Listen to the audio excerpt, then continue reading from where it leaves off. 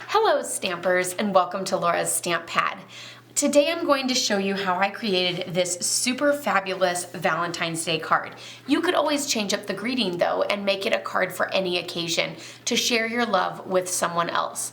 So I got those perfect arrows shooting in opposite directions by using the Stamparatus, and I'm going to show you how I did that to make it super quick and simple.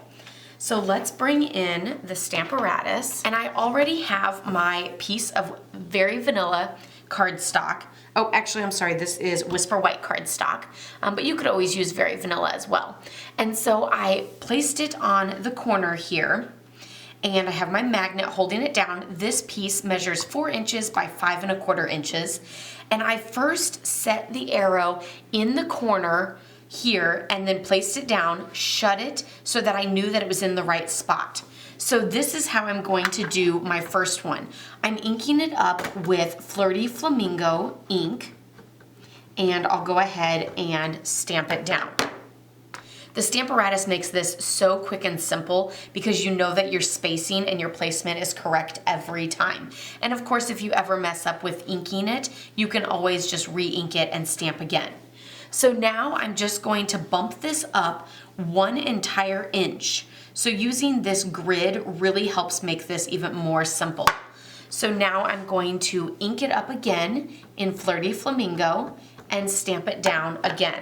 This places it just a hair lower than the first one, but makes it in that same angled direction.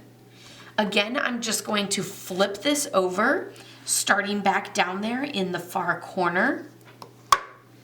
And I'm going to ink it up again with that Flirty Flamingo. You could always do a different color or even stamp off once to get a various shade too. So now I'm going to press this down, move it up 1 inch, and stamp it again. And there you have those fabulous arrows as your background for your card project. So then to add a little bit more all around, I took the heart from the Heartfelt stamp set. So we used the arrow from this stamp set, as well as this little heart and of course the greeting. And I used the coordinating punches, both the solid smooth heart as well as the scallop heart to do that greeting there. But for that heart all around, I actually stamped off. So I inked it up in the Flirty Flamingo, stamped off once, and then stamped onto my card twice.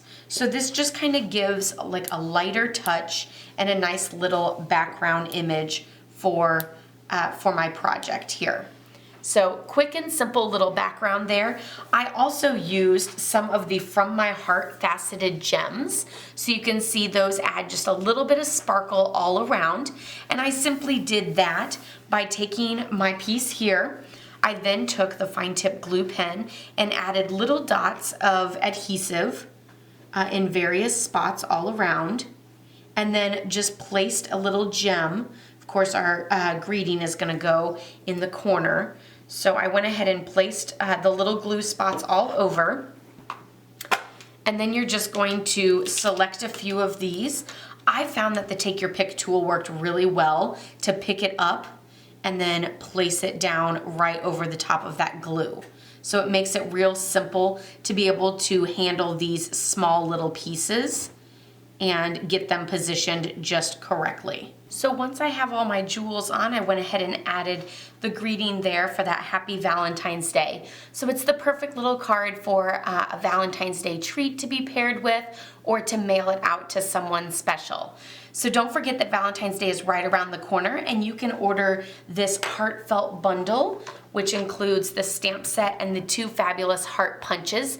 Of course, I'll leave links down below for all of these products so that you can purchase them. And don't forget it's celebration, so every $50 you spend, you get a free celebration item, which makes it even more fun to craft and create this time of year.